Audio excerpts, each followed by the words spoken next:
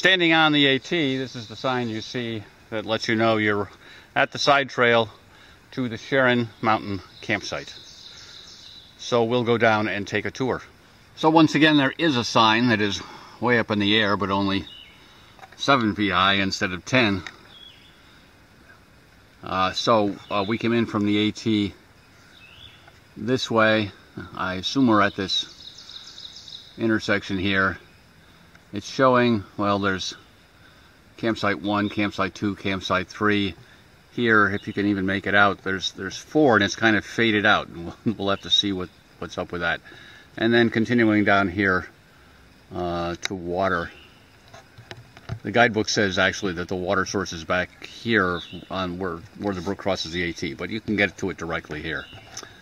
And downhill here is a Privy, or supposed to be, and out this way is a Viewpoint. Oops, Viewpoint. So there is no sign to officially designate this as tent site 2. The first one to the left on that map, but I'm going to guess that this is it. A illegal fire ring. Nothing immediately obvious in terms of spots for a hammock, but good flat area for tents. A little beat down, but I've seen worse. So in this, again, no sign, but it looks like it's can be used as a tenting area, certainly. Again, nothing really pops out for a hammock.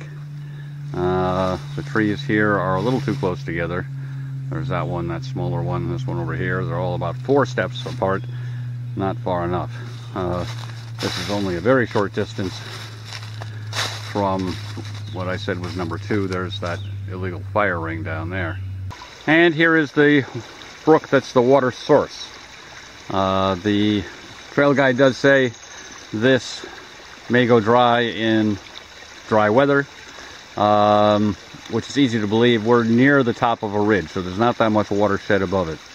And whether going downstream to try to find water is a good option or not, I really couldn't tell you. So there was no third campsite between the map and the water source here. So I guess number 4 doesn't exist. So when I missed this, when I was going out towards the water source, here we have the wash pit, very close to the map. So we have only the map to indicate that the Privy is down this way. It's definitely a marked trail, but there's no sign that says Privy, which, you know, usually there is. We'll head on down.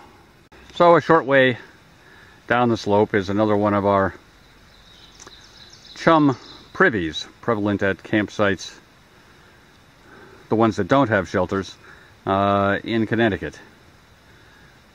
The trail down here is kind of indistinct, so I'm thinking maybe this doesn't get a lot of use. Okay, now we'll try to go the other way, see if we can find site number 1 and the Viewpoint. So site number 1 does have a number for it, sign, and even a blaze. Not really a trail though.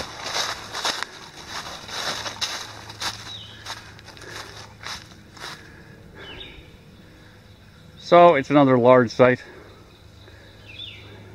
Not much in the way of rocks and roots, so good for tents.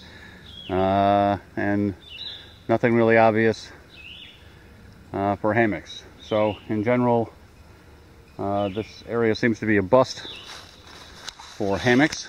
Although if you were in dire need, you could probably find something out there somewhere. Okay, on to the Viewpoint. Well, I followed some blue blazes that were obviously pretty old to here, and I am unable to find any continuance of the trail from this point. Now,